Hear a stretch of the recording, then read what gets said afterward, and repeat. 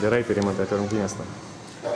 Ką, gerai žaidė vyrai, viskas tvarkoj, gynėmės tikrai neblogai, žaidėm komandiškai kartu ir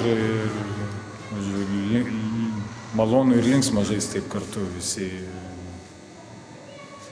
labai kamuolys vaikšto gražiai, gerai ir malonu tokį krepšinį žaisti. Kaip tokia gynyba, sakykime, ar neišvargina per daug? Žinot, sezono pradžia tai viskas, treniruotės ilgos ir varžybos gana intensyvesnės, bet ką darysi, taip jau reikia. Norint kažką laimėti, reikia kentėti. Kur jaučiate, sakykime, didžiausią patobulėjimą dabar per tas 3 rungtynes, sakykime, ką labiausiai patobulino?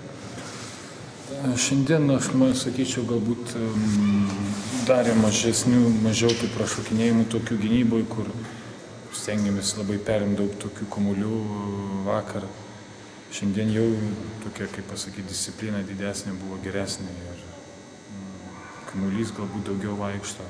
Žodžiu, vakar vieni geriau sužaidė, šiandien kiti, žodžiu, tokia komanda buvo, matosi, atrodo daugiau kaip ir daugiau subalansuota, toks jausmas.